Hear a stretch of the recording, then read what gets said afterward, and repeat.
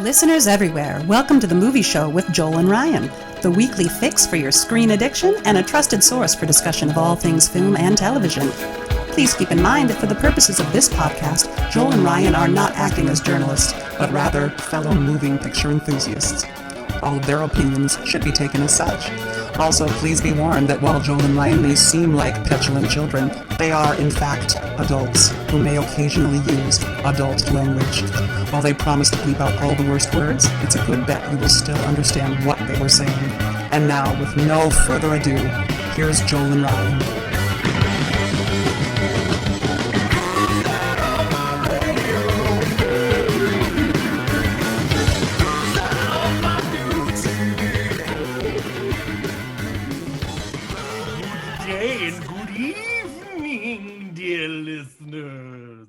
Welcome to a movie show spooktacular. It's not the same without the theremin. Yeah. It's time to put the little ones to dreamland, because we're here for the movie show with Joel and Ryan, and it is our holiday spectacular Halloween spooktacular. I'm committed. Joel. I'm Joel. And I'm Ryan. And we're happy to have you here with us. Yeah, that was really horrible for those people watching on video. I can't get my... On video, I think it's pretty clear who's who. Yeah. So I think it's pretty clear on audio at this point, too. But you never know. The subject of our show, so outwardly popular that it may get new listeners. It's possible. There is that. So we have an extra special show for everybody today. So let's bring them in right away. We have our good friends, Michael Klug and Rob Dunkelberger. Woo-hoo-hoo-hoo-hoo. Welcome, victims. Resident horror expert Michael Klug, and what do we call you, Rob? Superfan Rob Dunkelberger. There we go. This show couldn't have happened without Rob. He and I hashed out every Halloween possibility, and I rejected all of them. So today, with the help of our esteemed friends and colleagues, we are going to be talking about the master of horror, the grand poobah of scariness, Stephen King. Showing off my Stephen King collection behind. Yeah, we are going to take a little trip. See what are those things called? Furbies or whatever? They all look the same to me. But it's all of Is our that books. racist? No. Furbies? Furbies. Oh, Stephen King Furbies. They sold like hotcakes. So we're going to take a trip to Castle Rock. And, I just thought I should have prepared like the Fraggle Rock theme, and I could have changed the lyrics to reflect down at Fraggle Rock. Boy, that would have been so much awesomer than our actual intro. That's true. Where I displayed my inability to point. I apparently have lost the ability. It's opposite. To be human. You're over here, but when you're watching the show, it's over there. It's weird for us. Indeed, and I got Michael straight down here, and then I got Rob over there, and that's what the audience is going to see. That's the opposite. My feed. So happy to have you guys with us. Thrilled that you guys can join us for the next two weeks, where we hopefully we'll get through this in 2 weeks. Hopefully I'll shut up and get going. We're anything that anyone wants to say real quick about Stephen King and the movie adaptations of Stephen King books before we get started. I am far more well-versed in movies than I am in his books. I've read a good portion of his books, but I know his movies better than I do the books. I've only read 2 of his books, so I'm only versed in the movies. Even though I will just say up front, I think there's such a, and you'll see as we go through the list, there's such a great sample size of them now, that there's great movies and terrible movies in every stage in between, so it's a lot of fun stuff to talk about. But the reason Stephen King, I think, is hard to adapt isn't because his ideas aren't cinematic. Sometimes they aren't, but most often they are tremendously cinematic, and the ideas should make for great cinema. The reason something gets lost, I think, is that the Stephen King's not so great a writer, in my opinion, because of his ideas. It's literally his writing. It's his prose. It's the way that writing connects with you, the reader, while you're sitting there alone reading it. That connection is a really difficult thing to pull off, I think, in movies. And for years, it was considered that he didn't have many good adaptations, which I don't think that's accurate. But I think they said that because so many of those early '80s adaptations missed whatever that magic was. Maybe I'm wrong about that. I disagree. I mean, I think a lot of the early '80s stuff, there's some garbage in there, but I mean, if he's left to adapt his own stuff, we've seen that fail miserably. That's But true too. you do have some writers that seem to understand and kind of get it. I mean, Darabont, he didn't actually write the stuff, did he? Yes. I can't recall, but it's Darabont is a writer by trade. He was a director later. I think there are certain people that kind of get it. I mean, I think Flanagan's a good example of the current stuff. I mean, that's all he's doing now is Stephen King adaptations for the most part. So I think when you find someone that really kind of understands it and can make it work, then it's a bonus. But I think you're right. His stuff's pretty dense at times. So to kind of get everything that you need is hard to do. And if you're a bad writer, you ain't going to do it. Right. But I guess my point is that the idea behind like The Dark Half or something like that, or even, whatever, pick your project, Needful Things. The thing that I think really makes that stuff work is Stephen's voice telling you that story. Whatever that is, his campfire voice, that's something that none of these movies, even the best ones, have. Because they just can't, because they're movies. So that's my sort of overreaching. That's true of any book adaptations. It doesn't matter if it's King. I mean, I think it's genuinely hard to do, and so yeah, but some books chalk it up to just King, No, but some books work because the idea is so off the wall. Like Philip K. Dick's an example of an author who's got a dozen movies out there, and they're all awesome, and nobody even tried to adapt his stories literally. They took the cool idea and explored it. With King, I think the writing on the page, the words on the page are paramount in a way it isn't. It is with a lot of authors, but it isn't with all authors. That's I'm sort of the opposite of Ryan. I've read pretty much everything, read or listened to. I listen to a lot of audiobooks. I used to have about a 45-minute commute each way to work. And Stephen King audiobooks are the best. In fact, a lot of them I've listened to twice. But that's somebody reading his words directly to you. Yes, exactly. And he's actually the best reader of his works. I was just going to ask you, does he read? Are a lot of these read by the author? Not a lot, but the ones that are the best. My favorite audiobook is On Writing, a Memoir of the Craft. And he reads it, and it is fantastic. I've listened to that book 4 or 5 times. So that's not you disagreeing with me. You're agreeing with me. I cry while listening to it. Well, he's just saying he's the opposite in that he's well-versed in the books. Oh, yeah. I actually but you sort of agree with the point that Stephen's words, in his voice, whether it's his voice on the page or his voice in your ear or coming out of your car stereo, is potent in a way. And that's just a thing that's impossible for a film to capture completely. They can get a sense of it. The ones that do, I think, are the most successful. Yeah, I think the best adaptations tend to be the ones that are less high concept and more about relationships. Sure, I believe and the characters, because that's what's so strong in his writing is you care about these characters and you want to spend.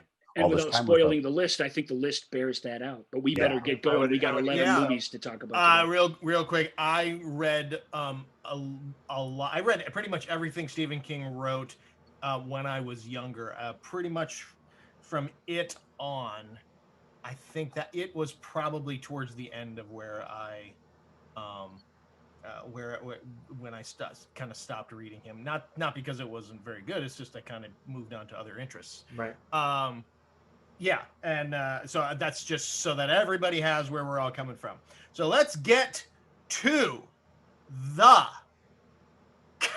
countdown. 10 seconds.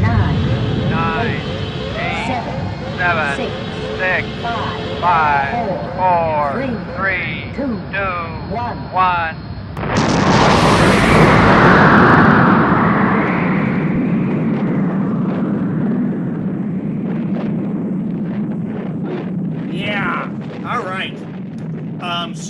first film that we're going to talk about. Now, we have a list of 20 Stephen King adaptations.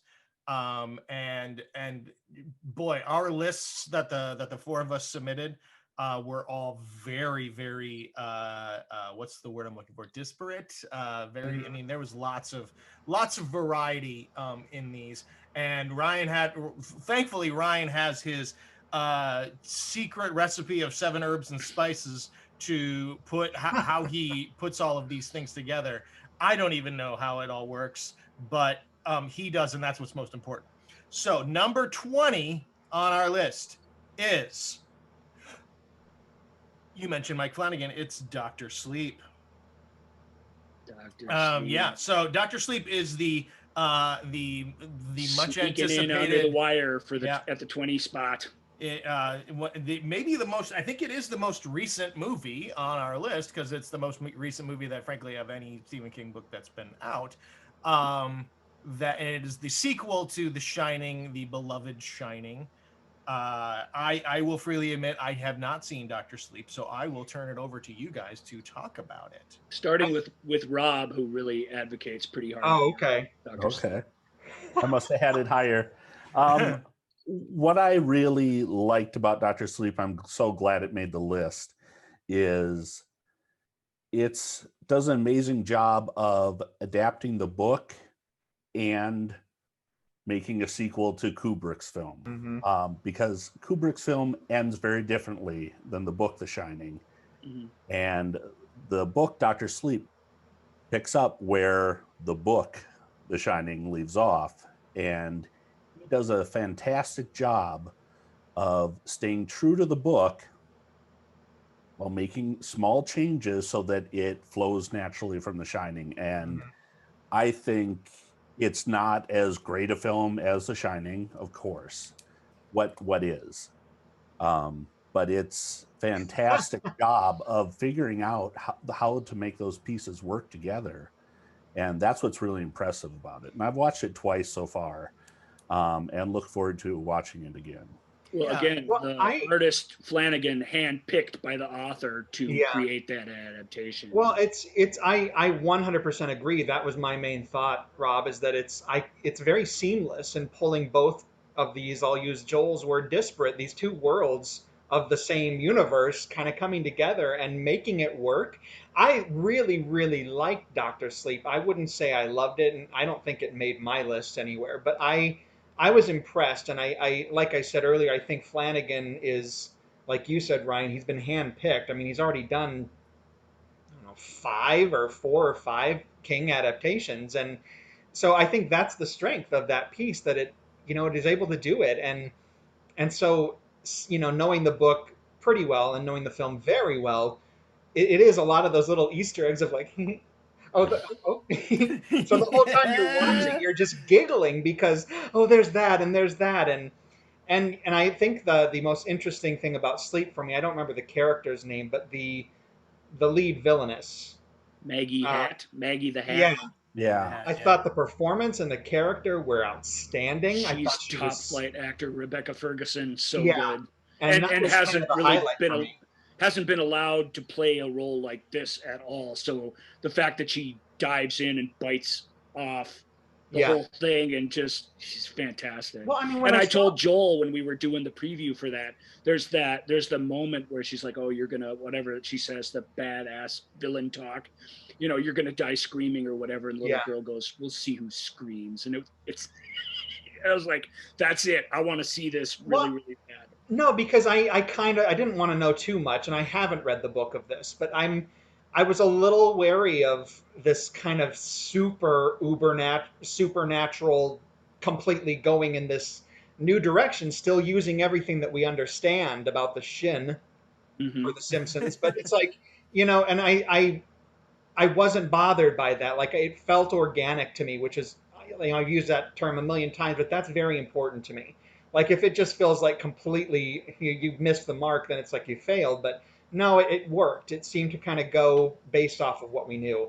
And the casting of also the chick that played Wendy and the dude that played Scatman Crothers' role.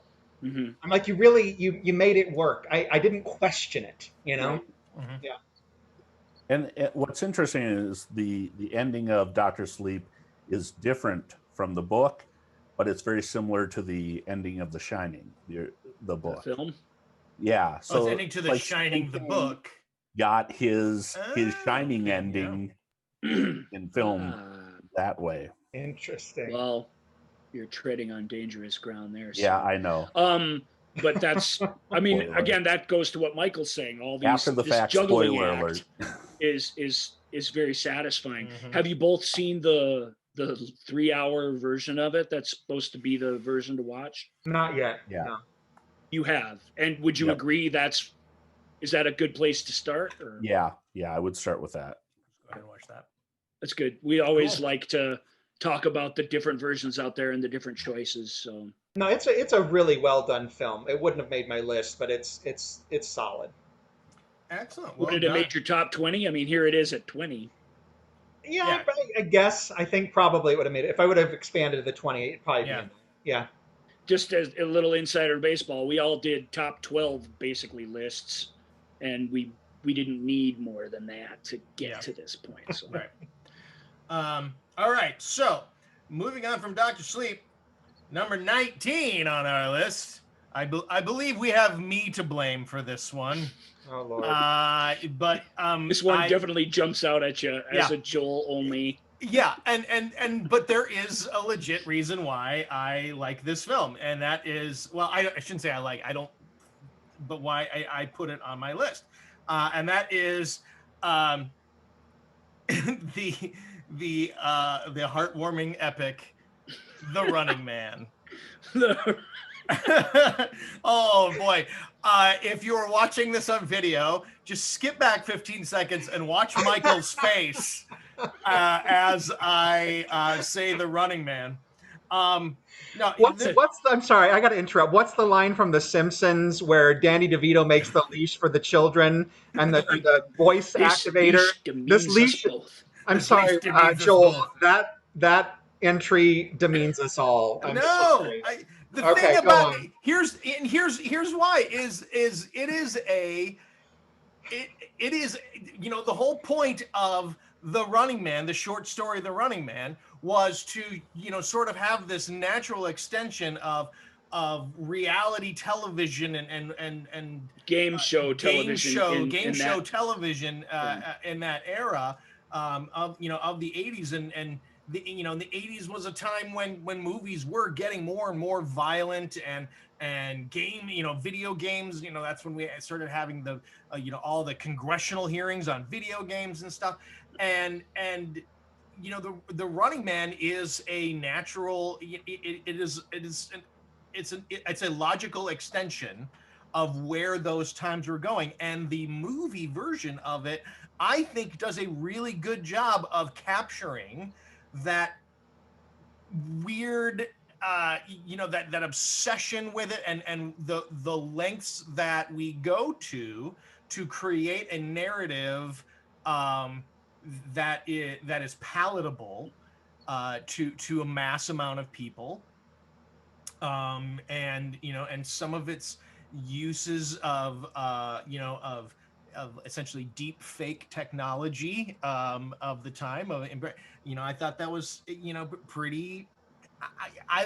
Is it a great movie? No, it is not by any stretch of the imagination, but No, it is not. I thought, in terms of an adaptation of one of his stories, it is pretty darn accurate. I'll give you this, that Joel. spirit, captures the same spirit of the short I'll give you story. this.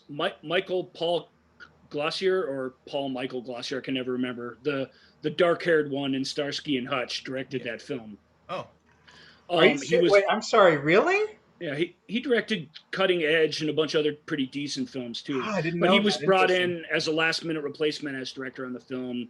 Schwarzenegger thinks a lot of that meaning that you're talking about got lost when Paul came on, because he worked really fast. He had TV experience. mm-hmm. But something that he does, or maybe it's the editor that does it, but I'm going to give the director credit in this case. He keeps cutting to the crowd reaction shots. He has all these people set up in bars and on the streets and in the studio audience of the show and in the dressing rooms looking at the monitors. He gets reaction shots from all these people in the dystopian, ugly world that this story takes place in, because it's a catchphrase quoting, like just cheesy cheese fest. But the ugliness of a world where this sort of event could exist, he captures really, really wonderfully, and he makes sure that the camera is always on the society whose fault it is that this is acceptable entertainment. And I think the movie works, and it's got Paula Abdul's, choreography and the dancers on the show. The pageantry of the show itself is it's spectacularly funny and Richard very Dawson, good satire. And Richard Dawson as the game show host is such a perfect casting choice for him to play himself and be willing to play such an asshole is really kind of remarkable. I have to agree. Yeah, I mean, I'll be honest. I haven't seen this film probably in 35 years or whenever since it was released. So I don't remember anything, and frankly, I get that and certain things from Total Recall just kind of melded in my head. So I can't speak to it. I mean, I remember enjoying it as a kid, but just seeing it on this list was a little shocking to me. To me too, but there are some really, really good things about it. It is one of the lesser of its era anyway. It came out right in between Total Recall and Predator. Schwarzenegger vehicles, it's pretty silly, and Schwarzenegger is typically terrible in it. He's as bad in it as he is in anything, because he doesn't have Maria Conchita Alonso. She's fun in it. Mick Fleetwood, Dweezil Zappa. I mean, Jesse Ventura. It's maybe his best role. Hard to say. Oh my. Well, here's. I mean, and I'm sorry, Rob. I'll make sure Rob gets a chance to talk here. But Jesse Ventura, again, we're talking about this, this game show, this weird violent thing. And Jesse Ventura's character is like, he was the super champion when this thing first started. And, and he's like, I'm not going out there with these gimmicks. I'm not going out there with all these costumes. He's like, back in my day, it was, mano a mano, rah. And it's just like, that also is like this perfect distillation of it. Oh, because again, in the 80s, it was the rise of the WW at the time, the WWF and wrestling as this form of sport entertainment.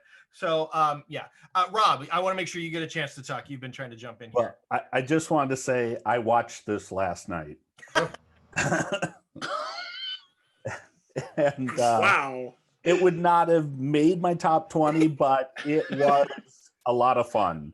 I think it would have made my wife's top 20 because she had never seen it and she thought that was really good. I'm like, no, it wasn't, but it's interesting. Yeah. It actually had a whole different feel to it watching it today with what's going on in the world out there. I will admit that does play into it. I was going to say, would this be worthy of a new remake at this time? It would be. No, not a direct remake. I think. But we've seen. I mean, essentially, it's it has been remade, maybe based on slightly better source material in the Hunger Games. It was made in 1987 or 88, and it takes place pretty much today. So I would a remake would totally ruin it. Its dark late 80s satire is really the crowning thing about it. It really is biting and kind of merciless and mean-spirited and awful, and it is accusing us, the viewers of that movie, and the viewers within the movie both. It's drawing parallels between us and what we want to see in our own satisfaction that we want, the bloodlust that we demonstrate. It's accurately pointing the finger at us, and if you tried to do that today, you'd do it literally and you'd ruin it. Yeah. Another huge theme of it is the government misinformation, what they do to. It's a totalitarian government. Yeah. And I think it would be hard to remake right now because it's just too close to reality. Right. It's not going to have that crazy, stupid fantasy movie is too close to reality. So it does have it's worth another watch for sure. Is it worth a $80 million bucks for a remake? Yeah, watch it again. Not knowing you're not going to watch a good film. I mean, I freely. But I mean, as an adaptation of what I believe, what I got out of reading the short story of The Running Man, and then how it was translated to screen. I thought it was watch it for Yaphet Kotto. Yaphet Kotto. Oh God, I forgot he's in. Okay. What they actually need to do is make an adaptation of the actual. It's actually a novel. It was a Richard Bachman paperback original, and it's nothing like the movie. Right. This is a case where they really took the idea and did. Yeah, this was an idea, and yeah. The book would make a really good movie, I think. Just send a postcard to Flanagan. The idea made next on his list. Okay. He's doing revival. Arnold Schwarzenegger. Yeah.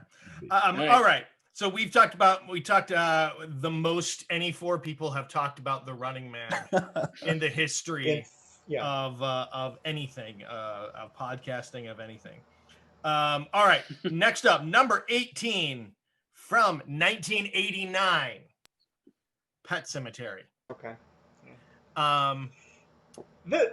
Michael. Go. This was high on my list, and the problem is it's not a good film. So it doesn't age well, I guess is a better way to say it, because I watch it now and I'm like, it's rough. But I have such fond memories of seeing this in the theater, and my friends and I drove home and there was a dead cat in the road and we're like, this is crazy.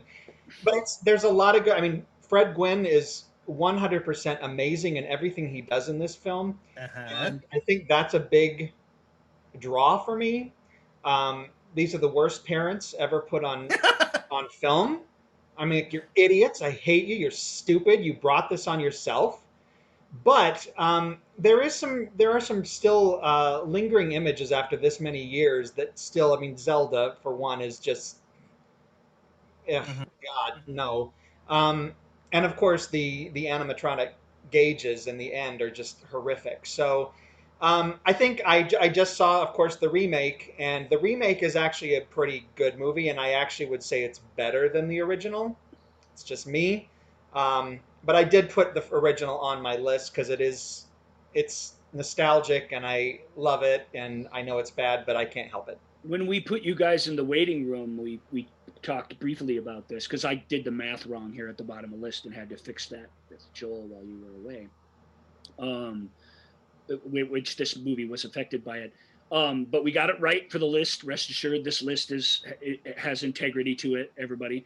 Pet Sematary was I don't think it's a very good film either, but Pet Sematary, when it came out, was scary. I mean, it was a scary movie. Yeah. And I have to say that alone, if you say nothing else about it, that alone is something, because it came in sort of this string of nobody can adapt Stephen King, right? Nobody's getting to the carnal fear of it. This movie gets what's scary about this idea, and this idea's kind of out there. Yeah. And it pulls that off. So, and this is a King adaptation, so I guess I spoke too soon, because this is not bad.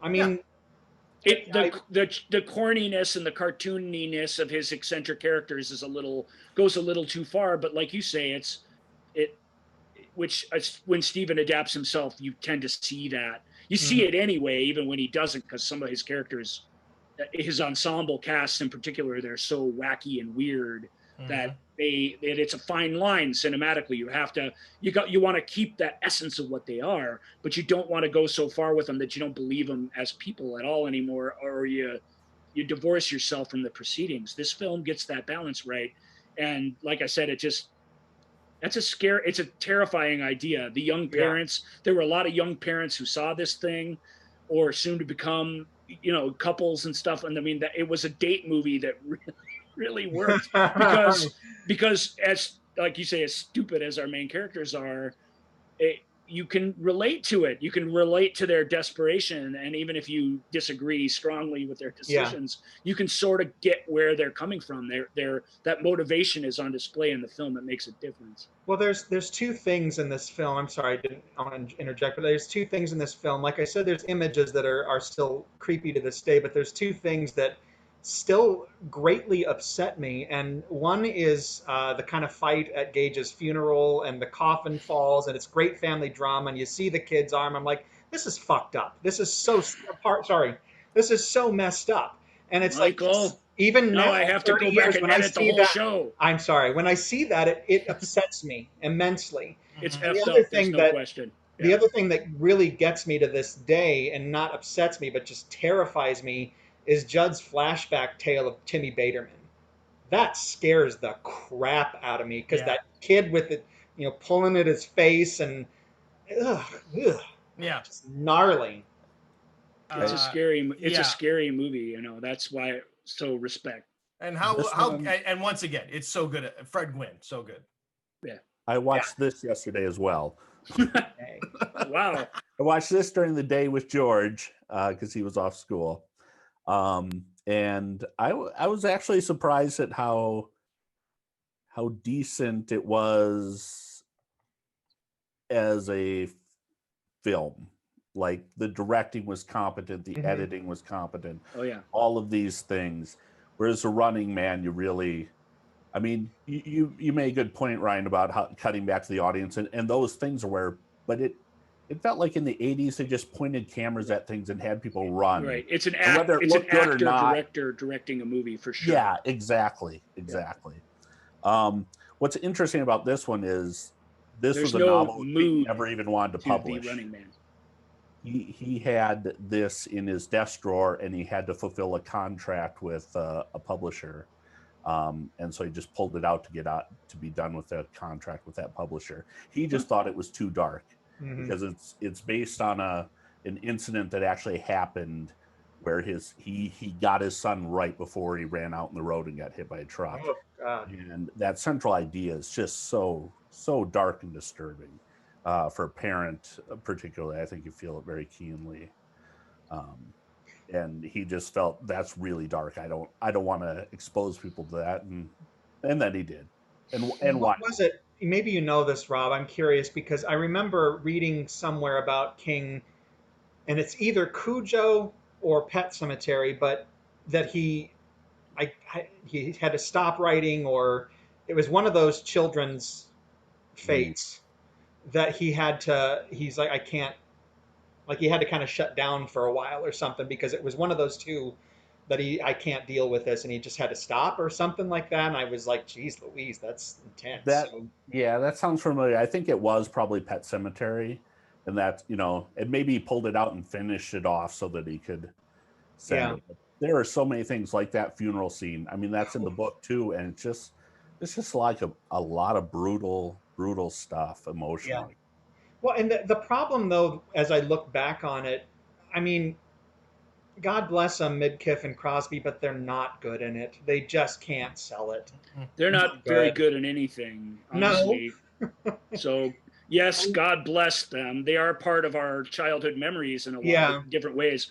But they're they're not terrible actors, but they're TV sitcom style actors who are asked to pull off this heavy emotional stuff. Right. They do the panic and fear really, really well. Like the funeral scene, they both sell it, at Crosby specifically, but overall, I'm like, God, you're not good.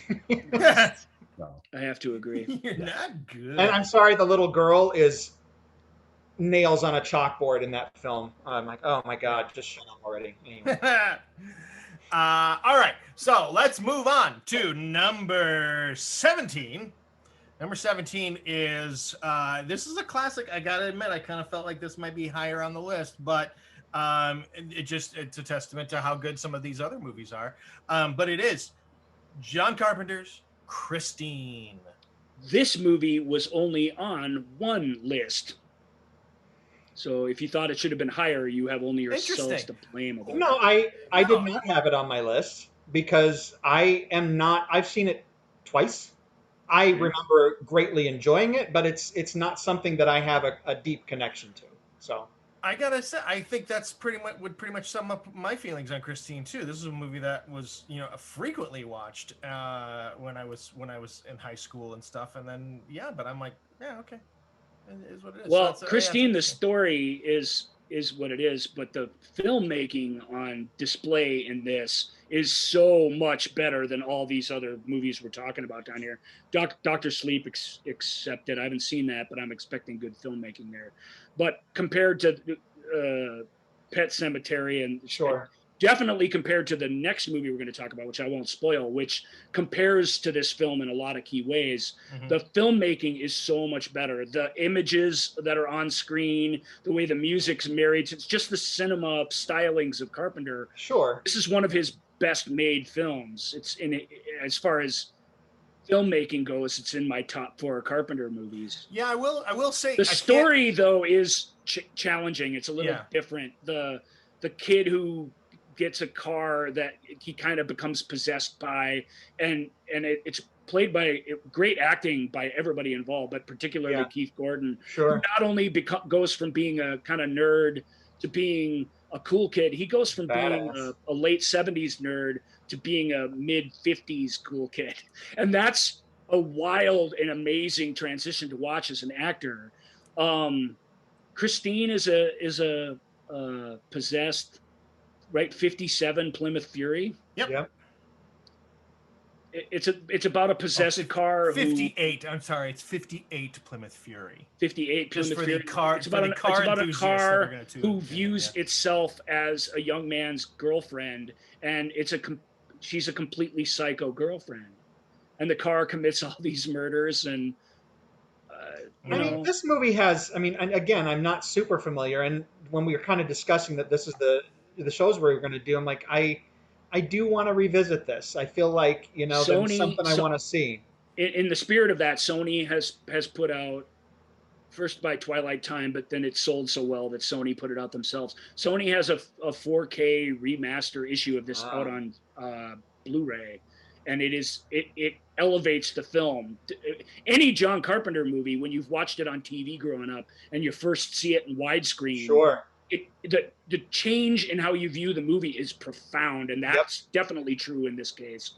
It's a film that didn't play on HBO quite as well as some others because visually it was so compromised, but just the lighting, just the editing, all of it, that's why it's here for me, because the idea is a master. I mean, he's the shit. He's made at least half of his movies are pretty awful. Of course they are, but they're still technically looking good. Just because the story's crap. He's a competent filmmaker operating at an extremely high level, and that's why it was at the bottom of my top 10, but it's why it's in my top 10, because it's compared to some of these, it's so well made.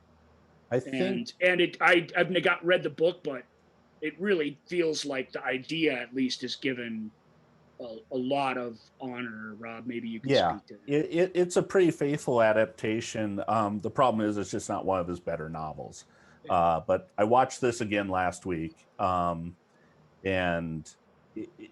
you're right. The saving grace of this film is its technical proficiency. It looks great. And in HD, it looked really good. Right. And in fact, I vacillated between what was going to be. I think it was number 20 was Carrie for me on my list, and I vacillated between Carrie and this for that spot. And my wife would have gone with Christine. She really enjoyed it, and she's. But there's a funny part where the music's on, and she goes, "Is that the Halloween music?" Oh, it's the same composer. Pretty close. Director. They're all the Halloween music. Yeah. Really close. Yeah. But I mean, there's images that, even not being familiar with this too much, like that. The image that has stuck with me is the car on fire driving down the highway. I'm like, that's insane. Chasing that kid down the highway. It's so vivid, and that's something that really sticks with me. And there was some horror program in the 80s that was on USA Network of, Heroes of Horror, some crap. I still have it recorded on VHS somewhere, but they did a lot of coverage on Christine. And I remember they kept showing the sequence at the drive-in, where Alexandra Paul gets stuck inside the car, and I'm like, that's amazing. And I think Alexandra Paul is also a very underrated actor. I think She's she's quite good in yeah. Christine. So I'm Keith going to revisit. Gordon. I'm putting it on the list before we talk next week. I'm watching it. All right, Keith Gordon. Neat bit of trivia before we move on from Christine. We can't spend too much time on it, but he said that, he and John Stockton, the two friends who become rivals, who become enemies. Stockwell, yeah. John Stockwell, sorry. They both became fairly accomplished filmmakers themselves, directors. Yeah. And Keith said that you'd thought that would have been a bond between us, but we were the age we were so competitive with each other that we didn't get along very well. We had a tough time in the scenes where we had to be friends in the middle of the movie because he thought it played great when they were at odds with each other and confronting each other about stuff, but I thought that was kind of a fun story. I mean, just a little bit of trivia. Keith Gordon, if you ever could get to listen to an interview by him, I recommend it. He tells the story behind the story as good as anyone out there. I want to back up a point that Ryan made earlier. That occurred to me as he said it. As Carpenter's use of music in the film and the use of the songs that pop up on the radio, but to this day, when "Bad to the Bone" comes up, this is what I associate with that song, and that song's been used in everything, but I still associate it with Christine. So me too. I should give it that credit. All right, I think we are ready to move on from Christine to our number 16 film. I should point out that we're going to try to get through 11 films today and 9 films next week, so we could talk a little bit about it, but so we're not quite halfway through here. But next up is the Drew Barrymore classic Firestarter. I watched this last night too. So it makes a great double feature with Christine, all actually, at the bottom, in my opinion, because they're very similar. John Carpenter was supposed to direct Firestarter as his next thing, but because Christine didn't do very well at the box office, he was taken off of it, which is a shame because Firestarter is like the closest thing to a Carpenter movie that Carpenter didn't direct. It's got the same sort of creepy electronic film score from, in this case, from Tangerine Dream. It's got that same moody, backlit, like just that visual style of his is on display here. What Firestarter doesn't get right, a lot like Pet Sematary is, and it's got a lot better actors at its disposal, so it's almost shameful that it doesn't, is any dialogue between really any two people about anything of consequence is fairly terrible. And it's not that the writing is so bad, although it's not great. There's just a lack of care taken with making any of that land with any sort of reality. And a film that's so fantastic as Firestarter, it needs that. Christine has that.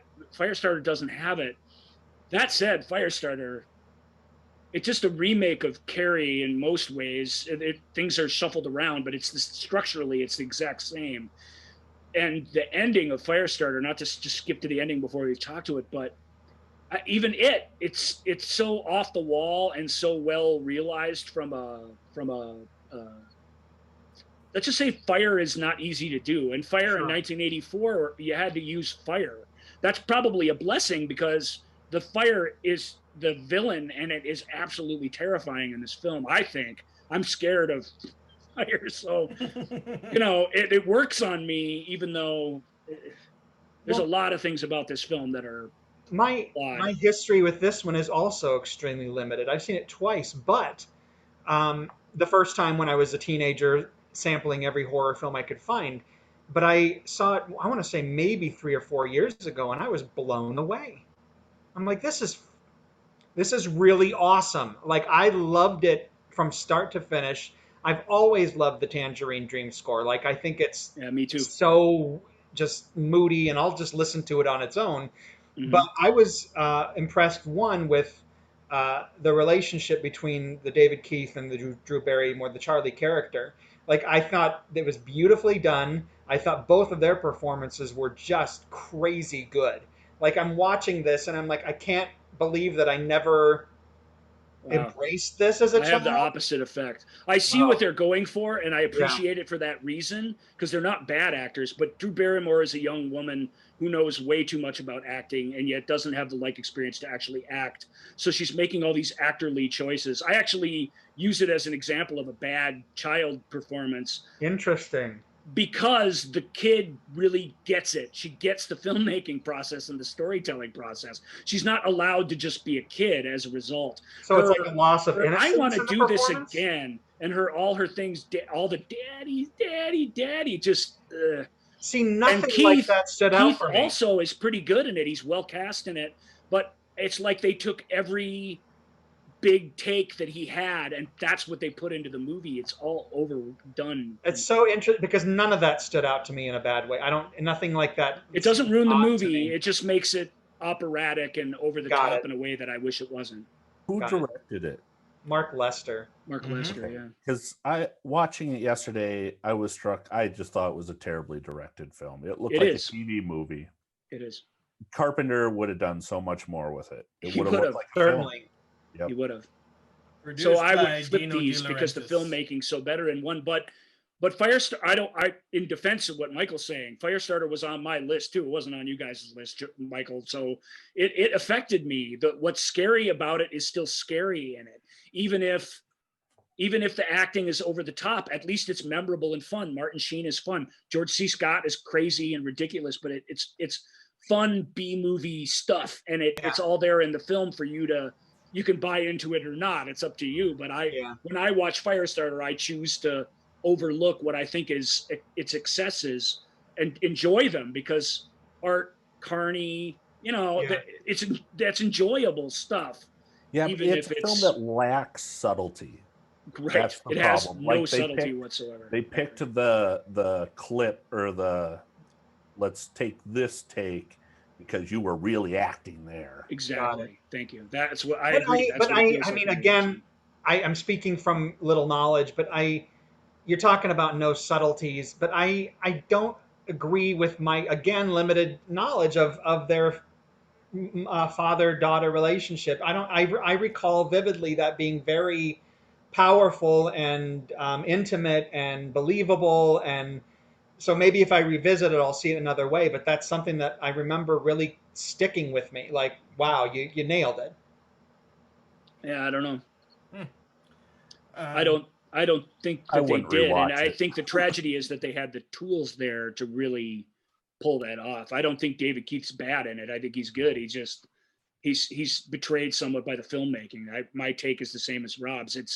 They either didn't take the care on set to get what they needed, or worse, they got into editing and just went with the craziest, biggest stuff that they could find. Yep. And I think the film feels a little one note because of that. That said, I like it. I like it. I like Firestarter, so I don't want to diss on it. The filmmaking's not great. And Mark Lester's not a real accomplished dude, so he's not bad, but he's all his films share this same quality, which is that part of the storytelling, the human part. If that works at all, it works in spite of him, not because of him. Interesting. Okay. All right. Well, we've spent a good chunk of time here in the 80s. So for number 15, let's move up to the 90s. And let's go with Apt Pupil. I'm looking at all three of you, by the way. I'm the only one who voted for Apt Pupil. What's wrong with Apt Pupil? There's nothing wrong with it, but I've seen it once. I don't remember it having any impact other than while watching it. Like, I enjoyed it. Good performance. When you watch it again, which you should, because it's really, really good. It's, first of all, for Stephen, it's very much a Stephen King story, and yet it's a little off to the side for his dark sort of stories. It's not a horror story at all, but it's the story of a young monster who finds the perfect old monster to fill in all the gaps that he's missing. And the film is clever in a way that it takes young Brad Renfro, plays a young high school student who's sort of bored with life. It's a typical sort of Catcher in the Rye style, cynical high school student. But he stumbles across evidence that he's living down the street from a retired ex-Nazi officer. an SS officer, and he blackmails him into telling him the good stories of the good old days during the Holocaust. And I mean, it's you guys were talking about it in Pet Cemetery. The story, the person telling the story. In this case, they really smartly don't flash back to any of this stuff. It really is Ian McKellen's face telling you these things, and the power of that and the power of the mind filling in those gaps is a case, in my opinion, of the writing from a book or a story showing up in a film like gangbusters, because the power of a great actor telling you a terrible story and us having a surrogate audience member that represents the darkest side of ourselves in this leading man, it just works wonders. So the fact that they're teacher and student, but that they're also protagonist and antagonist, they're very much at odds with each other in the story.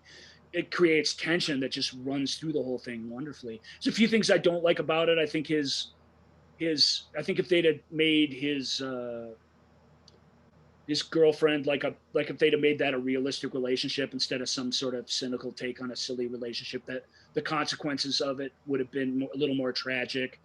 I love David Schwimmer though as the busybody gets in everybody's business school counselor. I think that's a really well realized character, and I think Schwimmer is like at that time and really any time is the perfect dude to play a guy who. I think the payoff of the movie is with that character, so I think it's worth mentioning. I'm getting this weird is a looks Bryan Singer film, correct? It is Bryan Singer's second film, right? It's the first one he did after Usual Suspects.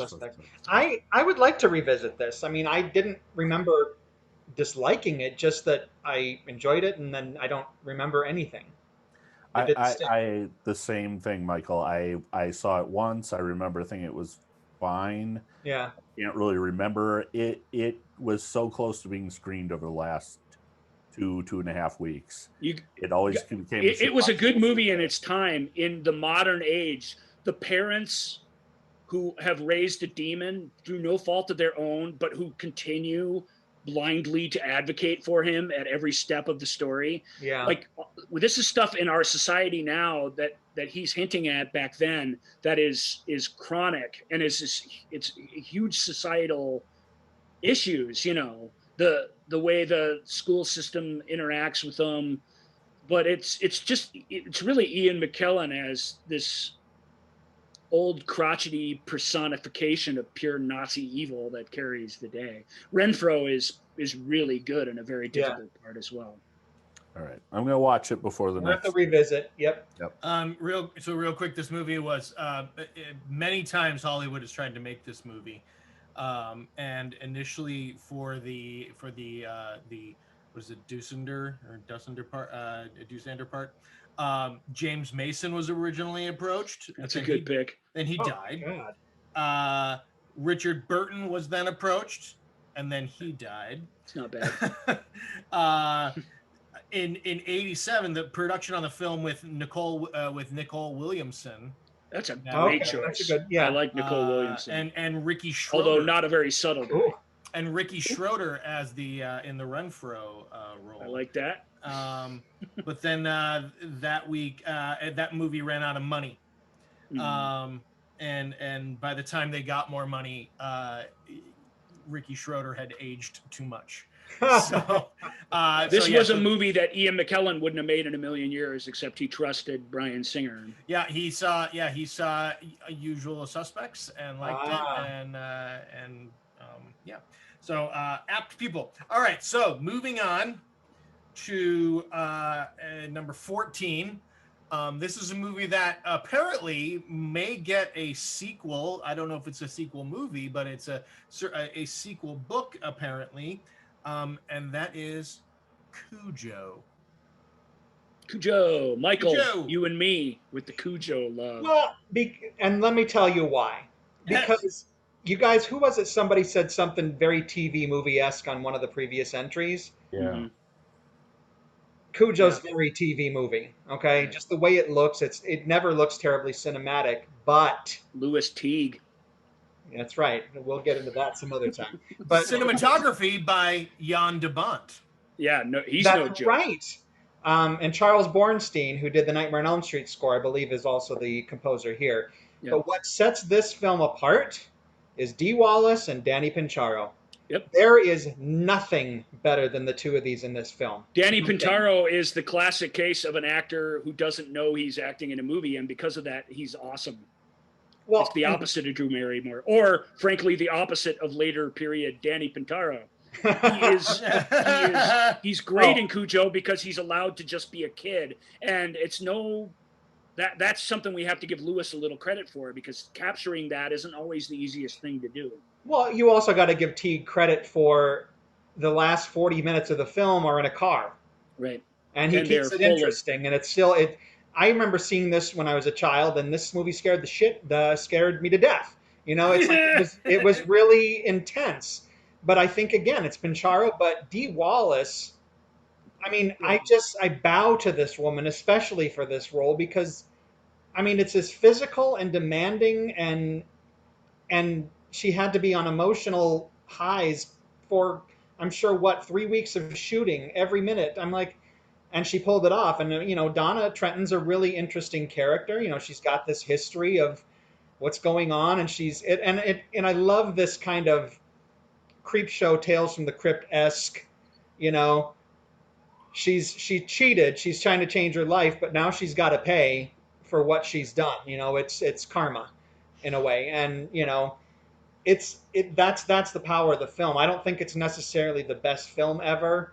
But Dee Wallace and Pincharo, that's the selling point of this film, without. But it's a tough one to pull off, a lot tougher than Firestarter, and it gets everything right that Firestarter sort of gets wrong. Agreed. It nails that interpersonal thing, and it's just a rabid dog too. There's a simplicity to this that is glorious. That if you just do it right, it's going to be great, because it's a scary, real idea. There's no magic. There's no secret government formula. You know, all there is an extramarital affair and a really powerful animal that, through no faults of its own, in fact, in an act of heroism, suddenly gets turned against you. And it's not surprising to me that, Michael, that you like this, because the dog it's a zombie movie to me. The dog isn't itself anymore. It looks like itself, but it's out to get you. And that thing that you loved, that you cuddled up with, wanting to kill you, it's a horrible reversal, and I think it works. Well, that's one of the strengths of this film, and you know, I certainly don't try to compare myself to Stephen King, but this type of story sounds like something that would come out of my head. Like, I love the simplicity of it, just, you know, and I love, like, in my own writing, I like putting people in situations where it's pretty dire and you're basically screwed, and then try to figure out how they get out of it. And this is a perfect example of that. I also love the supporting cast. You got Ed Lauder as the douchebag farmer guy. You got Billy Jacoby, I think that's how you say his name. It is. As the kid, Cujo's owner. And then actually Daniel Hugh Kelly's actually pretty good. He's Hardcastle and McCormick, but and he's shirtless, which is a bonus. But he's actually pretty good as kind of the put upon husband. And I don't know. I just think it's a really solid, very compact, intimate film. I'll say one other thing in reference, Rob, and then I'll let you go. I'm sorry. Just before I forget, in reference to your Creepshow idea, this film is set up like a segment from Creepshow, except it gets you to it never follows through with that. It subverts that idea. It gets you on the character's side. There's no original cinematic sin that makes a person deserve a thing like this in reality, and it sells the nature of that reality in a way that's an entirely secondary idea by the time the thing's climaxing, which it should be. That's what makes the setup. The story is very much interesting. Yeah, she's paying for her sins, but damn, I like this lady and her poor kid. Crap, I feel really bad, you know. Exactly. I unfortunately watched that again this week, and after I sent my list in, or it really might have made my top 20. Oh, okay. It almost certainly would have. You scared me, Rob. You said unfortunately. I'm like, damn. Yeah. No, I missed the deadline with it. Because mostly this week was watching films that I knew weren't going to make my list probably, but might be on others. But Well, you've it's nailed because of it Dee so Wallace's performance, particularly, that I mean, it's incredible. The one interesting thing about this film is they changed the ending from the book and gave it a happy ending. Yep. Which I think was the right decision. I think King agrees that it's the right decision. Yeah. Mhm. I have not read the book, but I do know how it ends. And Yeah. It's hard to know what kind of classic this would be if it had the original ending, because that really would have knocked people's socks off. But I think as a send people out back into their lives feeling exhilarated without being just having their souls crushed was what everyone set out to do. So and just very quickly too, it's the fact that at the end the family comes together, and so she's paid the price for her, having an affair, and so it is very happy in a lot of different ways. And I think that's nothing kind of deep into a rabid dog movie, but it's there. Right. So then you'll be sure to tune in or order when Cujo Canine Unit Joint Operations comes out. No. Why do they do that? Just call it something different. Yep. Exactly. Cujo. So they're cashing in. Yep. All right. So those Hollywood bastards. Number 13 on our list is a really good. It's a movie from. Oh my gosh, I gotta find the. Where is it so I can give the year? I should have had all of this done ahead of time, and now it's all gone. Gerald's Game. Nice. Did anybody else vote for this? I did. Joel did. Okay, quite high. It was pretty high on Joel's list. Yeah, because Carla Gugino can't do anything wrong in my eyes. No, she cannot.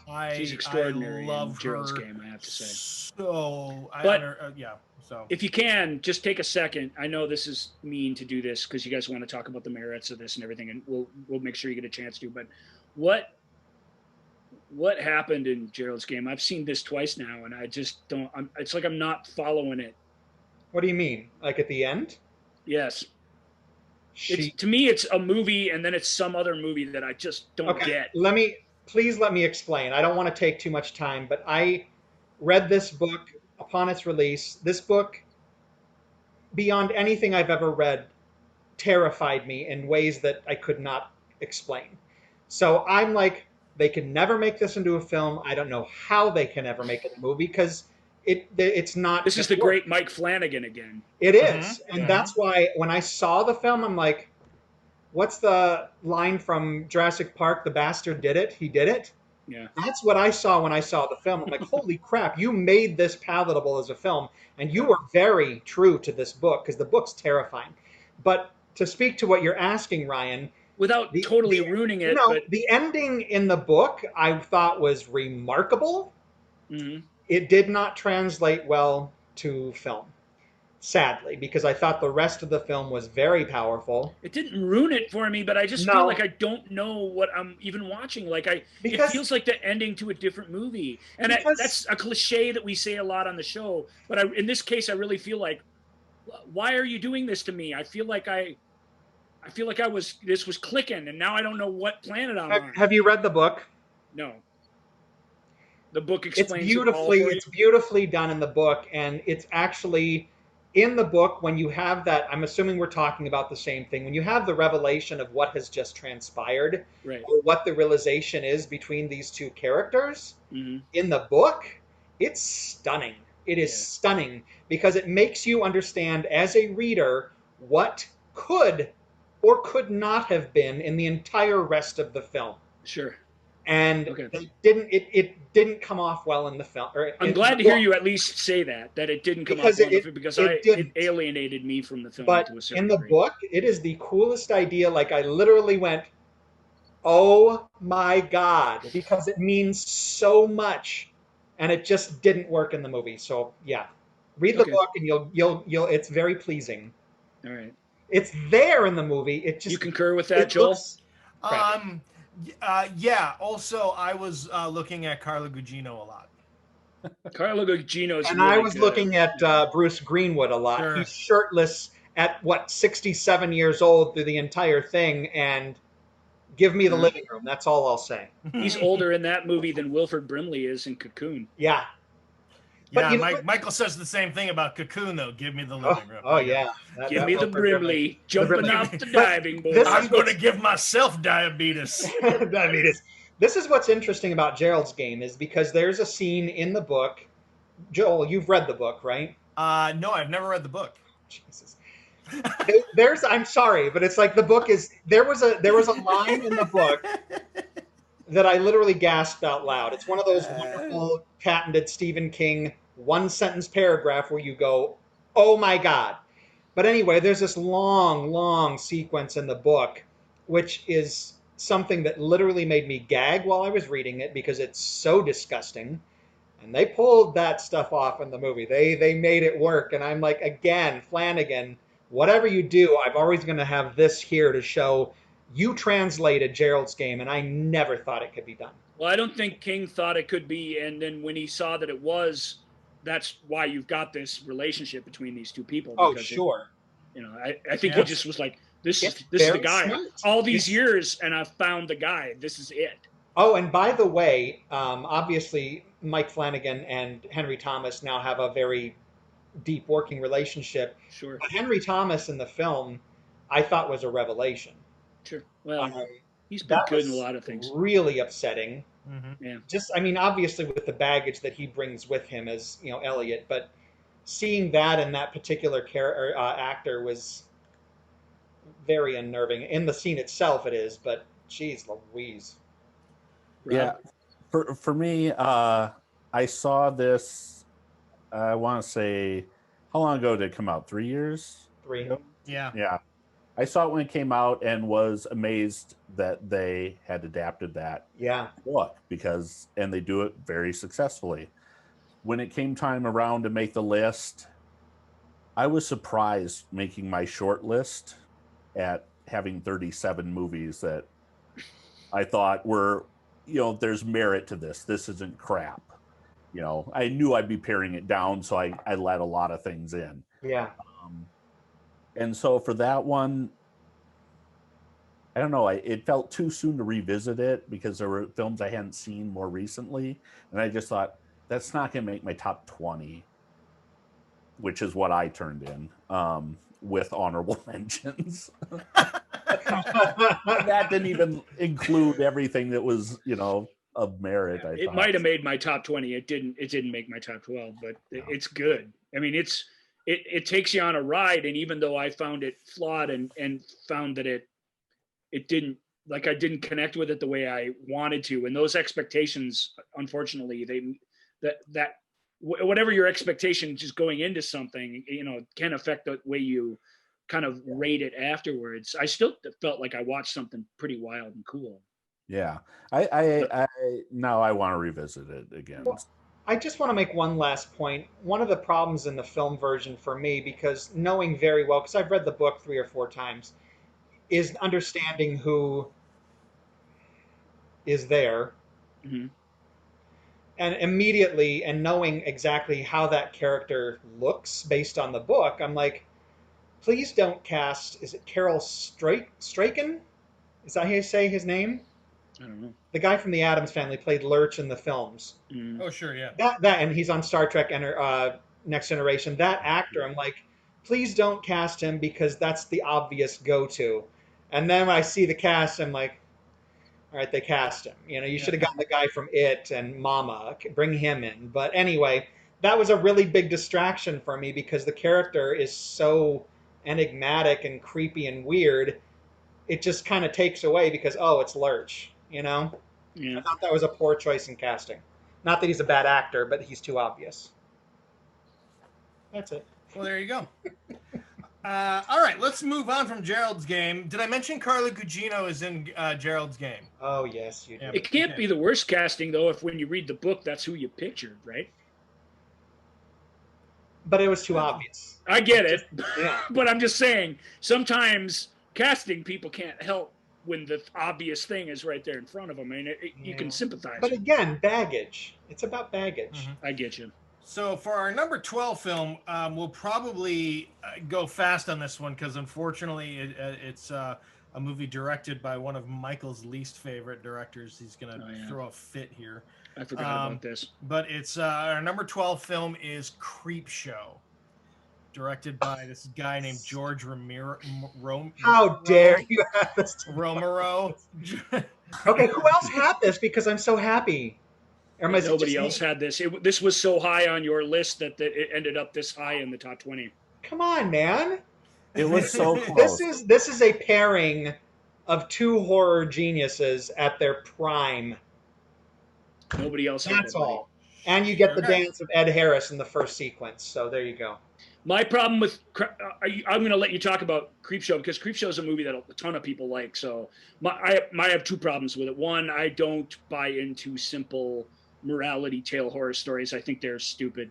And two, I don't think Creepshow is scary. And those two things let me down with it. That said, it's moody and atmospheric. Like there's the direction going on is pretty clever, and the stories are well written in a short story tale of irony kind of way. Yeah. They're clever without being terribly involving, I guess. That's the I'm point, looking though. for I mean, different things in movies. they obviously pulled. They were both big fans of the Tales from the Crypt, you know, the EC comics and all that. Right. So clearly, it's just an homage to that, and Right. they're all morality tales. You know, they're all like people getting their comeuppance. So, but I think visually, this film is so striking because the animation in between and the comic book pages. I mean, it's just I would agree so with you there. smart. Yeah. And the list of actors, and you know, it's just so rich to me. You know, there's Well, and how so many much Stephen happening. King adaptations has Ed Harris shown up in since Creepshow? His experience must have been special because they're pals, and he did Hateful the Things. Stand miniseries for free when he was a Hateful big Things. star. Yeah. What else has he done? Oh, The Stand, Yeah. Needful Things. I want to. Look it I up. wanna- There's a I few wanna- more. I want to share my Father's Day story because that tale actually did terrify me, Ryan Harris. Like that one, but of course it's The Walking Dead, and we all know that scares me to death in every deep primal way you can find. So, but I remember watching this film. It was on HBO constantly when it was released, and I was 8, and so I saw it then. So talk about messing with your brain. But I was so scared by Happy Father's Day, the opening sequence, that my older brother and I'm sure I've told you guys this story, he said, we're going to get you over your fear. And so we're going to put you in mom, dad's bedroom. We're closing all the windows, turning off all the lights. You get one stuffed animal to hold with you. And then I'm going to close the door and we're going to cure you of your Father's Day fear. Oh, man. So he goes out there and Big sits in the middle of brothers. the floor. And then he knocks on the door lightly and says, Happy Father's Day. It didn't cure me, shockingly enough. But I guess that's one of the things why this film has stayed with me so long, because it so deeply affected me, you know? And there are great stories. I mean, my favorite thing of the whole film is Adrienne Barbeau. What's the term? The blousy performance of the Wilma character in the Crate episode. Yeah. I mean, come on, she is just chewing that scenery, and that's what's great because there are some serious kind of a roles. bad actor being bad in a movie is not a surprise, nor is it a delightful thing for me. I'm sorry, are you dissing Adrienne Barbeau? Adrienne Barbeau is not a good actor. I mean, I'm not saying she shouldn't be in it. She's perfect for it. It just goes to show why I'm not a big fan of Creepshow. Just gonna let it go. Talk Ready to take a about deep breath? Creepshow there, Rob. Talk about Creepshow. Okay. Well, Yeah, you got something to say. I love Stephen King's short stories.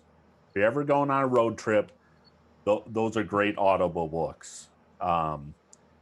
He's written so many great short stories. And it was hard not to honor those with either Creepshow 2, Cat's Eye.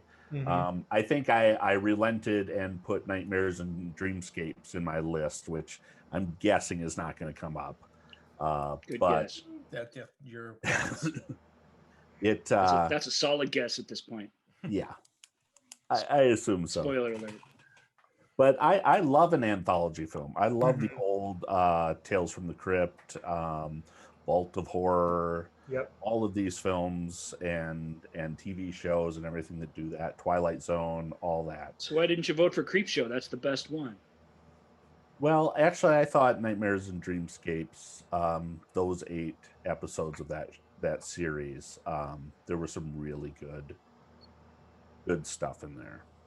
So it's a toss up. I mean, Creepshow is not a great movie in my opinion, but it's a fun movie. Creepshow 2, the segment The Raft, Oh, that one has always That freaked me out. that's a that great that episode. did scare Yeah. me, by the way. Yeah.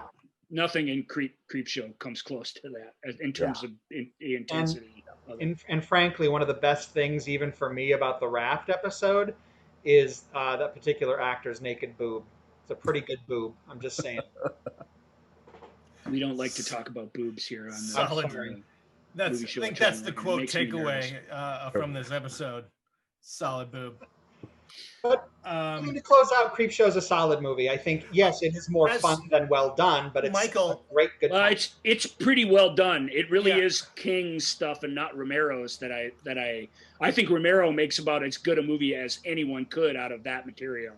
I really do think that material is simplistic and not terribly frightening.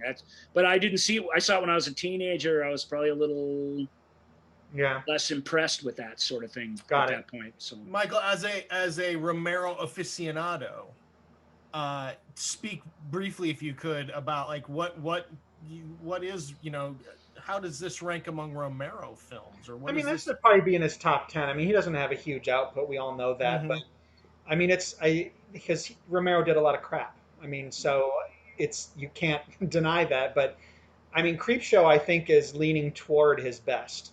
I think, obviously, the Dead films would go in my tops, but I think this would probably be in the top Mhm. 10, probably closer to the top 5.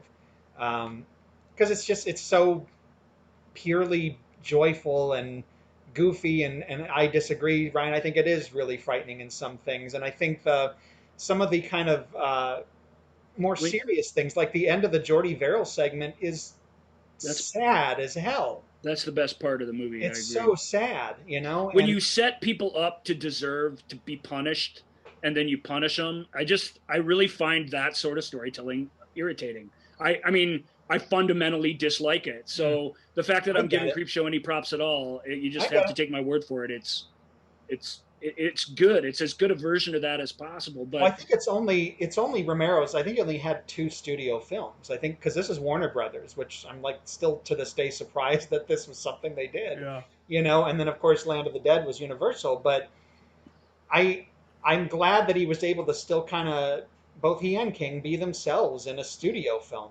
I mean, they were limited budget, but they delivered on everything that you'd expect from those guys. I agree. So good for them. Let's also give it a quick shout out to Tom Savini and his makeup work in this film. Yep. Because it is, again, you want to talk about Michael. You started this saying it's two of the horror greats. 3, you could make the argument that it's 3. Absolutely. Because Savini's fingerprints are all over this film as well. And his just work. a fun little bit of trivia. The actress Galen Ross, who is in the Leslie Nielsen Ted Danson episode as the female lead, she Yeah. was the lead in Romero's Dawn of the Dead. So I've always found that fun that they came back together. Made me happy. Well, there you go. All right, so moving on to our number 11 film is Salem's Lot. I will freely admit I have not seen this film. What? Salem's Lot's me and Rob, but I'll Yeah. let Rob go first since he hasn't gotten to go first the whole show. Oh, yeah, I did. I started it. Oh, that's true with but- Dr. Sleep. Dr. Sleep, yeah. But Salem's Lot, a miniseries from 1979, yes. The starring the other Starsky other and Hutch, Starsky and the Hutch, tall yeah. blonde one with the Yeah, receding hairline. David Soul. That's right. I don't, Tall maybe blonde, it's all receding hair. nostalgia. Someone call my name. Maybe it's nostalgia for me. I saw this. I actually saw Night 2. First, I can't. I'm not sure if it was when it originally aired. It probably was. I wow, think I didn't see this when I so saw it much later. that making an impression at 7 years old, I guess. Mhm. But I rewatched it again. It's on Blu-ray, and it looks fabulous, and it holds up. I mean, it's a TV miniseries from 1979. It looks more like a film than Firestarter. I have to agree. Wow. Yeah. I mean, Although the look of Firestarter is not my problem. Yeah. I actually think it looks pretty good. and But it's Barlow, very cinematic and very, Yes. very moody. And it's only better the more you restore it. That's the sign of a good film. You take Yep. the commercials out, it's better. You know what I mean? You watch Yep. it in high resolution, you get the details of the trees, the settings, the buildings, the clothing. It's better. Everything about it, when you treat it better, it gets better, and that's the sign of a really effective film. It's a little long-winded because it's a miniseries, but it Yeah. very much feels like you experienced a novel when you watch it. Did you have Yes. kind of the same experience in Yes. a way that rest of these kind of don't? Yep. And there's a lot of iconic moments, or at least for me, the Yeah, that one. I was thinking of that too. floating out there, the master, his reveal, and the makeup they did, inspired by Nosferatu, I Yeah. assume. Yeah, It's, must have been, it's just yes. incredible, and they used him very sparingly, and I think that's very effective. I And don't think it works today. Maybe for a young audience, they're like, yeah, "Darn, they this would is probably boring." be bored with it, but Yeah, I'll give it another shout out too. We just talked about him, James Mason. Yeah. James Mason as the bureaucrat of evil. This is something, and he was very drawn to this for this reason. He's like, the idea of what kind of person would this be? I mean, what kind of person would sell out humanity just to serve evil? And he thought that the film didn't even really explore that, but that he would be able to do that within the performance, and that it would make the performance something special. And I think he's absolutely correct. There's so much going on with that guy that we're not privy to, and yet the evidence of it is on screen, and that's always the sign of a great understated performance, which Mason obviously has a whole career filled with. yeah. And the ending, the coda on the end of the movie Yeah. is just kapow. Yeah. It's hard to imagine that being any better, more effective. And I don't think of David Soul as a great actor or whatever. This is by far his best thing he ever did in his life. Even Probably. his music or whatever you like about him. Unless Starsky and Hutch or his disco movies are better, but I can't imagine that they are. He's subtle in this at times. He's not bad. Very solid. And who's the woman in it? She's great too. Bonnie Bedelia. Bonnie Bedelia. Oh, Yeah. She's really good too. My exposure to this is very limited as well. I've never read the novel, and I've seen the film, whether it was the cut film or the double whammy, I don't really remember, but it was probably late high school, early college where I actually saw it. I remember enjoying it a lot, but again, it never... It's been edited into a 3-hour film on Blu-ray, yeah. but there's nothing missing from it. But it's Toby Hooper, which should give me more pause for another revisit, And I think so. The one moment that stuck out with me so vividly, even to this day, from one viewing, I don't want to spoil it because it's an amazing jump scare, but they're like looking into a jail cell through the bars and yoink, and I nearly peed my pants. Like, I screamed. It was like one of the best jump scares, and Hooper's really good at the jump scares. We know that, but that was damn impressive, and that's what has stuck with me all these years, Yeah, but it's a cool, subtle, atmospheric. It's a fantastic Halloween movie. So if you've not seen it, we recommend it. It's a mini series paired into a 3-hour sort of theatrical feeling film. They're going to be black bars on both sides of your screen, so it looks like an old TV show, which it is. But it's incredible. Desaturated coloring. It's just Hooper is Hooper never gets credit for directing Poltergeist, which is absurd. He they just like, oh, he didn't do that. That's completely wrong and absurd. And he doesn't get nearly enough credit for some of the great things he's done. He's done several really, really good movies. Yes. And this might be his best just pure directing job because it's so full of atmosphere and in such a in a medium that just doesn't allow for that much at Yeah. all. I wouldn't want to watch this with commercial breaks from the 70s, Right. Folgers commercials and stuff. Like, I really feel it works because I saw it Yeah. Folgers. And further down the line, Coronet, you know what I mean? Coronet commercials. You Or can whatever, you know. The production. I got to see it side, not in that setting, and I think that helped. But the people who production- saw it back then still loved it. It made an impression on them. the production design is amazing. The house, Yeah. the Marston house, or where the inside, particularly at the end when they're lurking around it, and it just like you'd see this in a theatrical film of the time, a good theatrical film, Right. but If it doesn't. there's a have that knock on it, feeling. yeah. If there's a knock on it, it's that there's these several different things. It's a haunted house. It's a this. It's a that. There's all this weird threads that don't seem to add up to anything in a clean, nice cinematic way. But I really believe that's what's great about it. It really is a Stephen King novel taken blow by blow, and those random excursions and that ability to take their time with character development and stuff, where something like Pet Sematary is got to be a hot 87 minutes and it's got to be barreling towards a climax. This doesn't have those limitations put on it, and it comes off great because of it. Yeah. All right. Well, it's available. I can rent it on Amazon Prime for $3. So I think Super. that's super worth. Or if you Every have penny. Shudder, it's available for free if you have that. Good to know.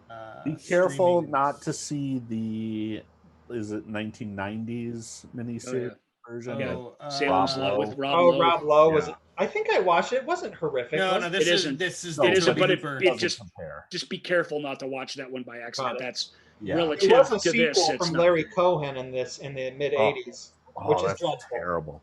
Yeah, this one that's available is 3 hours and 3 minutes. So it's the cut version into the full thing. Yeah, and it's But that's the Toby whole Hooper. mini-series. You're not missing Oh, okay. anything but Great. recaps and the extra Yep. theme song and the extra closing credits. Like, they haven't cut anything out of it. The extra Yep. theme song of It literally Salem's had Lot. over Look at 4 me, hours. I And love only that had song. 49 minutes worth of commercials, which by today's When you standards get isn't a lot. Salem's Lot. Yeah. All right, now to wrap up our first episode, our number 10 film. This was actually, these two were tied. Yeah, these two are tied. Firestarter and Christine were tied as well. But yeah, so we're Just so you this know, is the ties were broken by how many lists they were on. yeah. And this one is the 2017 remake of On 3 lists. It. Hence the balloon. I get it. I see it. It floats. I would love to comment on it because when I was still reviewing full time and I was doing my yearly horror film wrap up, Mm-hmm. 2017, my number 1 horror film of the year was this.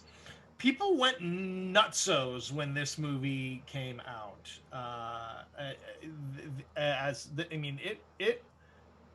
It scared the bejeebus out of people, but also it was like, yes, finally, oh my god, a movie, because it was a horror movie that was sort of a throwback to classic horror movie, but still incredibly well done. And based on a beloved book. So That also I had a have pretty not good read. miniseries. What's that, bud? What's I that, have bud? not read it. Oh, really? Interesting. No. It's one of the 2 I have read. It was the final Stephen King book I read. Yeah. Like I said, I think this might have been the last one that I read too. I probably shouldn't have possibly. picked the 2 biggest available No, ones. I at the mean, I time did for read the- like 11, 22, 63 and stuff. I have read others. So Yeah. anyway, so It, and we're talking specifically of It Chapter 1.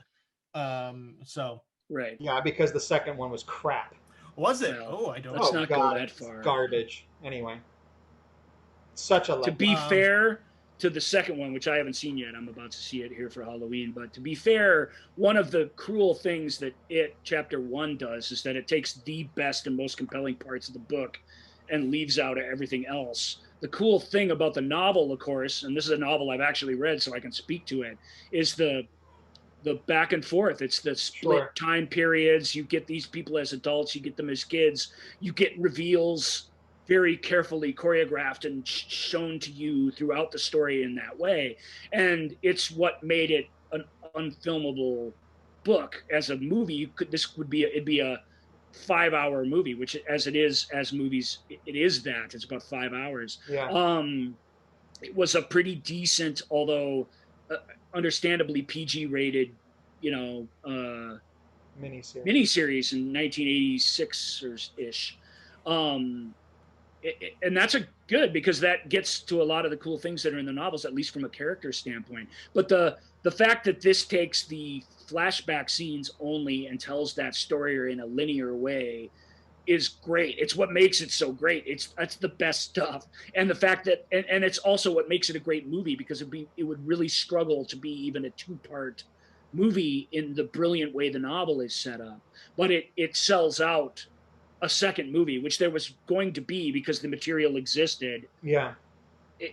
That film just doesn't have that story doesn't have a prayer of being anywhere as good as this, because this stuff, the childhood stuff, is the most potent stuff for obvious reasons that we've already talked about in the show. Now, there was talk at the time that once this second one came out, that they were going to release a cut, at least a home video of them put together.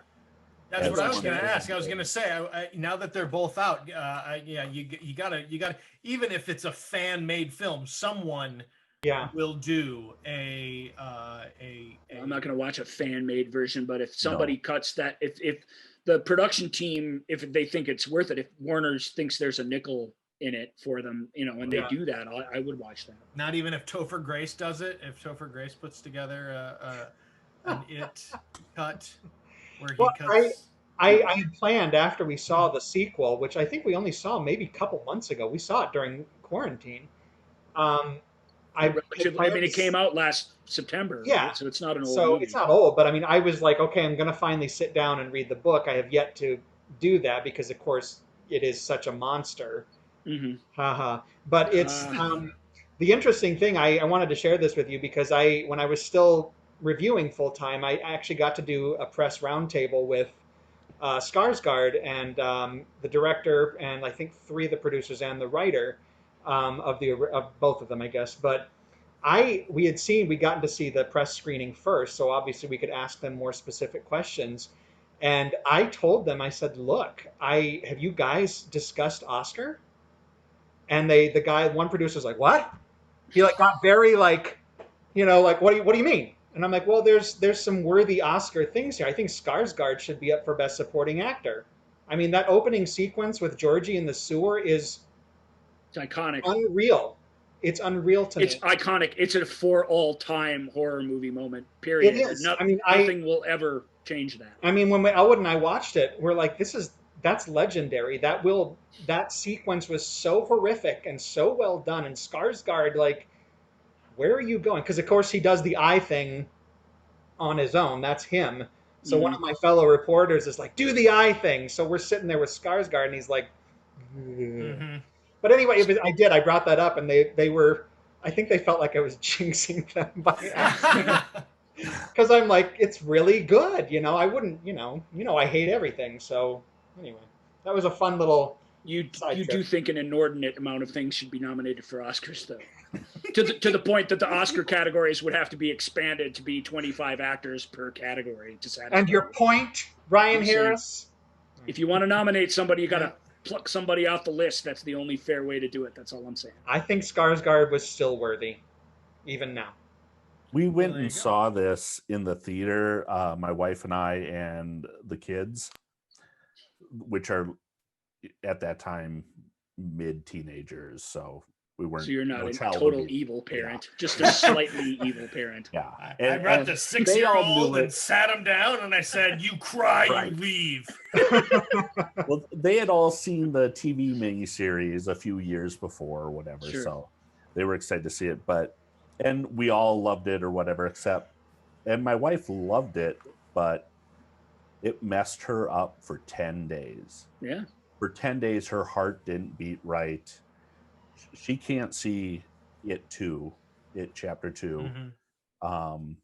And we've learned with horror movies, she can do something that was made for TV, in the 90s or 70s. You know, she could watch Salem's Lot with me, and she could watch Christine. She'd seen that back then. But this was just too intense. It messed her up. Like for 10 days, she did not feel right. Like Wow. theologically. It's a genuinely unnerving movie. That's its Yeah. power. It doesn't it softens some things from the novels, but none of the horror or violence. That stuff is on full display. Yeah. And it's why I like it. Again, it's the opposite of a no offense, but like a creep show approach. It's the evil in it is like evil is. It's this random thing. It's this awful, not understandable thing. I think Skarsgård. I don't know about Oscar nominations and get into that. He is brilliant in it, and it's not because he's so scary. It's because when he's trying not to be scary. When that character is trying to be friendly, he's absolutely terrifying, and that is where the genius of that performance is, in my opinion. It's really good. It worked its wonders on me, you know. But when you come to the table and you take that sort of thing, when you take it seriously, you kind of got me. I give you all the benefit of the doubt, and if you're able to get that from me, then you can really have a really terrifying experience. I wasn't screwed up for 10 days, but it gets under your skin. I mean, that's the kind of thing it is. Yeah, absolutely. Well, I think one of the benefits for maybe our generation is, you know, obviously they had to move up the clock on, the flashbacks of the kids in the 80s rather than the 50s as the original story is. Right. I just think that was a benefit for me and maybe you guys as well, because it's like, this is any of these movies, anytime they break out the BMX bikes, you know, I'm like, well, the new Kids on the Block thing was great. And I actually thought the film was very touching. The whole Beverly, Ben, you know, the fat kid stereotype, but those two and that relationship and the new Kids on the Block, I think that's what's something that sets a movie like it apart for me, because I think it's, yes, terrifying, production beautiful, but the fact that it had these hearts, you know, is like, just that always makes such a difference to me. And the over medication and the implied and the demonstrated gazebos. Child abuse, the real horrors that exist in their lives, and the way, like you say, new kids or whatever it is, the way Bev clings to being a normal teenager and can be one. Like, kids they're not like us in that way. They go to school and can be a kid, even though what they're going through in their lives behind closed doors is horrific. That's really, really that's a brilliant part of the novel, and it's really, really captured well. But again, I haven't seen it too. I'm going to see it. We're going to talk about it in a couple of weeks here, Joel and I, as part of my big list. So I don't mean to defend something I haven't seen. You're not alone in your opinion of dismissing that, but I feel like that movie just, it didn't have a fair thing to accomplish, because this film really stole its thunder. They're the same story, and when you took all the easy horror bits and the great stuff, the self-discovery, the kid detective tale, the standing up to them when they're just evil, when they're just children, that's the best part of it. The present tense stuff is great too, but it just enhances that other stuff. Well, to tell it on its own is a challenge. What's interesting to me about the sequel, and I won't go into too much, but if you look at the original It, and I can say that It 2 was too over the top, that that tells you everything you need to know. And that doesn't typically make things scarier usually. No, it had no heart. It's not a good film, which is sad because it's the same exact team. Right. Yeah. I need to see it again. I think it made it to number 19 on my list. I think I was. Are you talking about the second one or the first? Yeah, the second one. The second one, yeah. No, we're not talking about the second one. That didn't make the list. That did not we can talk about it, but we're not talking about it. Yeah, but it left a bad taste in my mouth, and I was assuming it's because it couldn't live up to the first one for the reasons Ryan mentioned. Yeah. But I need to watch it again, and I have a feeling it would fall off that top 20. The first scene is really ugly. Right. It's trying to top the first scene in the first one, and That's something you can't do. So It- what you should do is subvert that, and they don't. They just go over the top. Even I know what the first scene in the second film is. Yeah. And that ugliness, as you say, which is a great term, that sticks. That bad taste stays in your mouth. It's hard to shake that when the rest of the movie continues. Yeah. So I get what you're saying. I do. Yeah. I just feel I want like to show real quick. So Here it there's is. all There's of my the pop gang. figures. There's all the It kids. Oh, Yeah. And then if you go down, there are other Pennywises randomly stuck in and about. So Yeah, I mean, I sort of think, this not trend, but I mean, the way horror films and a horror film, a modern horror film of of the last decade or so are these movies really. It's not just about scare and gore. It's about playing on psychological fears too, and combining all of that.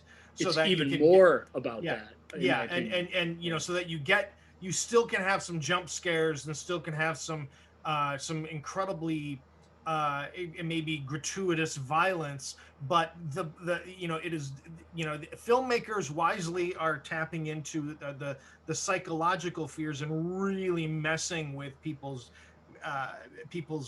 brains a lot with these stories and how they're telling these stories, which is great. And I think the first chapter of it is just kind of quintessentially kind of all of these things that have been done in other films. It's really I think that's why it was so widely regarded. It's the fifth highest grossing rated R film of all time.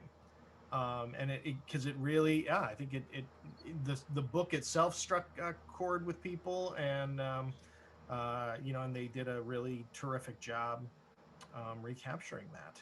I agree. So, all right, gentlemen, that is our first 11 films of our Stephen King, the movie show with Joel and Ryan, Spooktacular.